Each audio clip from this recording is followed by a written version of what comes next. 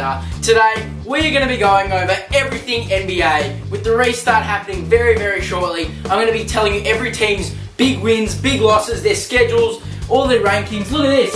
I've done all the research, all the teams, all the rankings. Every team, I've gone through and gave you their wins, their losses, and what's going to happen. But first, I think I hear something going on between Adam Silver and Zion Williamson. Zion, we want you to be the new face of the NBA. We want you to be bigger than Jordan, bigger than LeBron, bigger than anyone ever. Oh, Adam, man, that'd be fantastic. Yeah, that'd be unbelievable if you get us guys into the Orlando bubble. But there's one problem.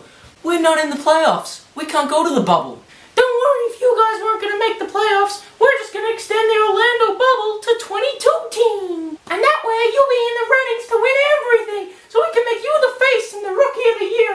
We don't want John Morant getting it. We want Zion Williamson. He can be the new face of the NBA. You will be perfect. And if you win the championship, that'll be unbelievable. Oh my guy, Adam Silver, I know that is too good. I know I shrugged off basketball down under when he came to see me courtside all the way from Australia. These are for you. These are for you. These are for you.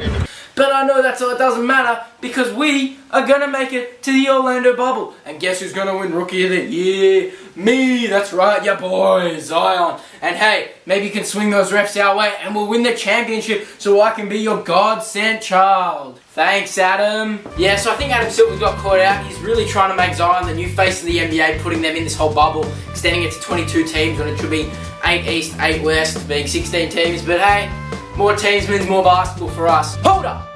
Make sure you guys smash the like button and smash the subscribe button. First of all, the seeding games, they're really great because they'll give everyone a fair opportunity, but they're also even better for the NBA so they can make more ads and make more revenue that they've all lost for those games that they missed. Just looking at this, I went through every team and I did how many games they're going to win, how many games they're going to lose. It took a long time, so appreciate this grind. But some notable teams that I thought, will be a bit surprising. I'm a Lakers fan, die-hard Lakers fan. Haven't been a bandwagon, don't worry, since like 08, Kobe days. Oh, my favourite. But the Lakers got a hard run, and I think that's kind of Adam Silver's way of saying, you're good, we need to stop you. But a well-rested LeBron is a good LeBron. All some tough teams and top-tier teams. I reckon they're going to take a loss to Denver, and then they're going to beat Sacramento, rounding them off at 6-2. Milwaukee, I reckon they're going to do really well. I reckon they're going to go 7-1. A big call, some very hard games in there, but some very easy ones there too. A big surprise to me with the addition of Ryan Broekhoff, the Australian sharpshooter. We all know I love Ryan Broekhoff. But Philadelphia, I reckon they're going to do really well, 6-2. They've got some good games there that they should win, not too hard. They've got Indiana, Spurs, Washington, Orlando, Portland, Phoenix, Toronto, Houston. No top tier teams there, no Lakers, no Milwaukee. Some very winnable games for them. I reckon they could go 6-2 and that'd be a really strong position for them. Another surprising team, Toronto. I thought, they're one of the stronger teams in the East. I reckon they're going to go 4-4. There's some really tough teams there. They're going to struggle. But 4-4 will be a good result if they're playing all those teams. The Clippers were given quite an easy run. I reckon they're going to lose to Dallas, Portland and OKC just as upsets. They're not going to be ready.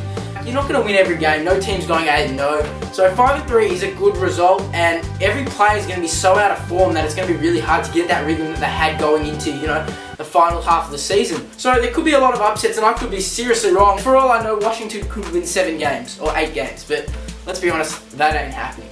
Now what you've been coming for, I've gone through some notable matchups, and don't worry, I have done the research on every single team. As you can see there, Team 1, Page 2, and Page 3. We've done all the teams, and this is the rankings that I've got. Coming in at 22, we've got Washington. They're not going to win many games. Coming in at 19, 20, and 21, all winning 2 games, I've got Pelicans, Memphis, and Sacramento.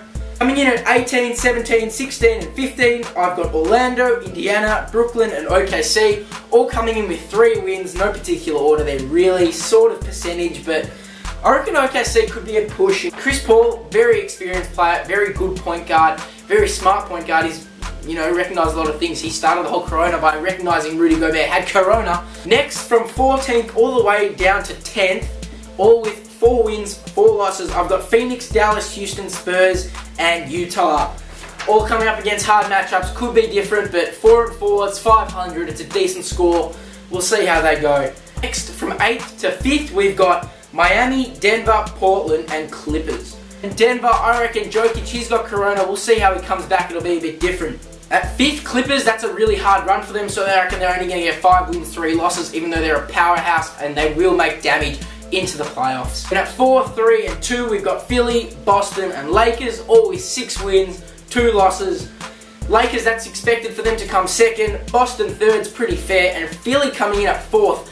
That will be really nice if they finish so high up. They will have to play well and play strong and consistent, which they often do have a struggle with. But they'll finish in strong positions and they'll have a really good advantage going into the playoffs. Coming in at number 1, even though I'm a Lakers fan, I've got Milwaukee. Although they are a strong team, I reckon they've got a pretty easy run too, and they should finish with 7 wins, 1 loss.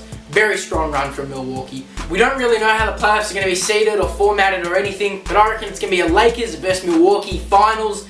Be a big game. I reckon it's going to go to 6 games and Lakers will win in 6. LeBron's just going to take over in the playoffs. He's going to hit 0 Dark 30 mode and just go crazy. LeBron's played in 8 finals. He played in 8 straight finals in a row, which is unreal, unheard of. Like, LeBron in finals is a different beast. Anyways, I reckon it's going to be a really exciting end to the season. It's going to be really enjoyable to watch. Thank you guys so much for watching, and I'll catch you later.